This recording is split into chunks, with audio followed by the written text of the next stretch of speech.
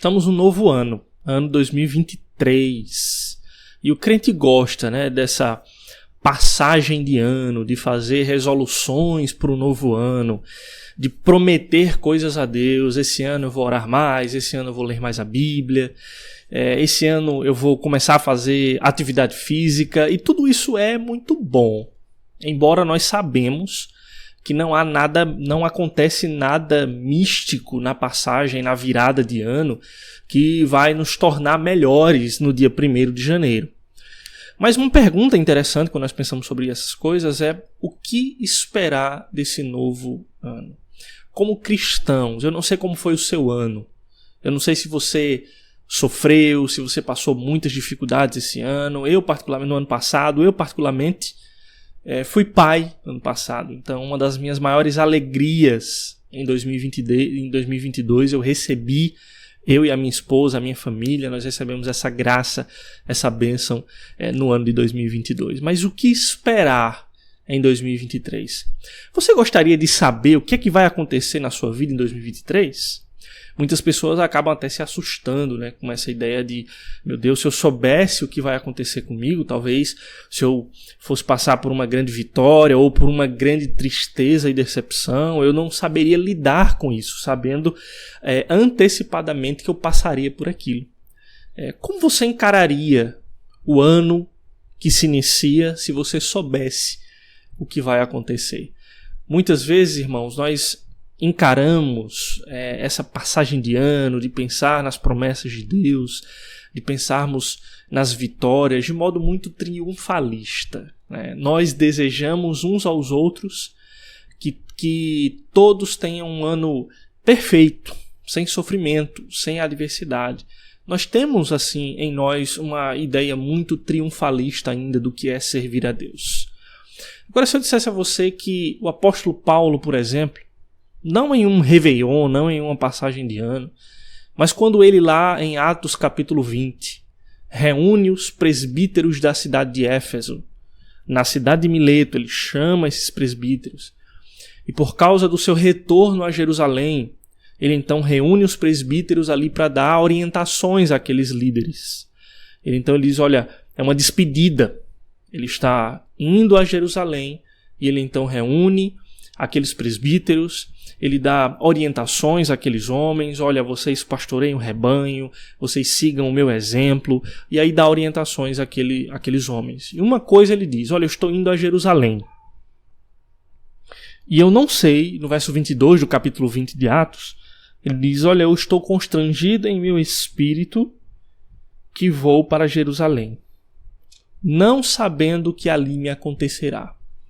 Então é o que todos nós, a nossa sensação, a nossa condição quando nós entramos em um novo ano. Nós não sabemos o que vai acontecer nas nossas vidas em 2023. Mas o Espírito Santo Deus tinha revelado algo a Paulo.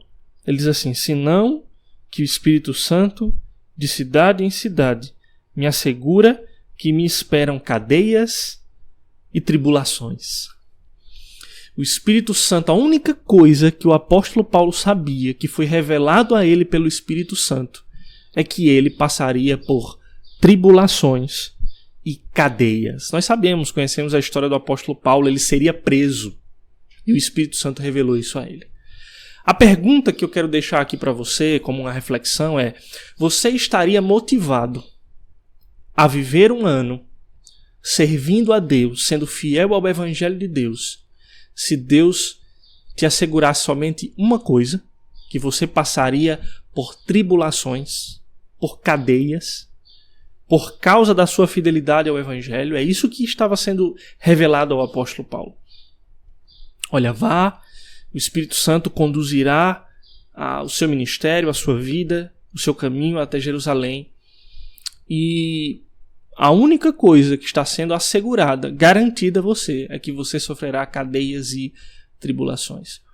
Nós sabemos, irmãos, que o apóstolo Paulo, ele é um exemplo de contentamento. Nós encontramos isso na Escritura. Ele diz: eu aprendi a viver contente em qualquer circunstância. E o apóstolo Paulo continuou fiel ao Evangelho. Veja o que ele diz: o Espírito Santo me assegura que passarei por cadeias e tribulações. Mas veja só o que ele diz no verso 24: porém, em nada considero a vida preciosa para mim mesmo, contando que complete a minha carreira e o ministério que recebi do Senhor Jesus para testemunhar o Evangelho da graça de Deus. O apóstolo Paulo conhecia muito bem qual era a sua missão: testemunhar do Evangelho da graça de Deus. Sabe o que é que muitos de nós cristãos queremos viver em 2023? Nós queremos vitórias pessoais, conquistas pessoais. Nós queremos que os nossos projetos pessoais eles deem certo. É isso que nós queremos. Por quê? Porque nós temos muito preciosa a nossa vida. Mas, irmãos, eu queria, por meio dessa reflexão, fazer um chamado para você e para mim a ter como a principal resolução desse ano ser fiel ao Evangelho da graça de Deus. Ser fiel a Deus. Embora você não tenha sido chamado para um apostolado, a missão em tempo integral, como o apóstolo Paulo, que era um missionário, um apóstolo, ou seja, você não vai ter na sua vida o mesmo chamado, mas todos nós somos chamados para glorificarmos a Deus em primeiro lugar, buscarmos o reino de Deus em primeiro lugar, mesmo que isso nos faça sofrer, mesmo que isso gere perseguição em nossa vida, e vai, porque o próprio apóstolo Paulo garantiu também, quando ele escreveu a Timóteo, de que aqueles que querem viver piedosamente sofrerão perseguição. Então é a garantia que a Escritura te dá, de que você sendo fiel a Deus, você muitas vezes vai sofrer perseguição, aflição, cadeia. Você está motivado a viver o 2023 fiel ao Evangelho? Mesmo que você não tenha as suas conquistas pessoais, é um chamado a termos por muito mais precioso o Evangelho de Cristo, a fidelidade a Deus, do que as nossas conquistas pessoais. Um feliz 2023 para você, debaixo da graça de Deus, em fidelidade ao Evangelho. Deus abençoe.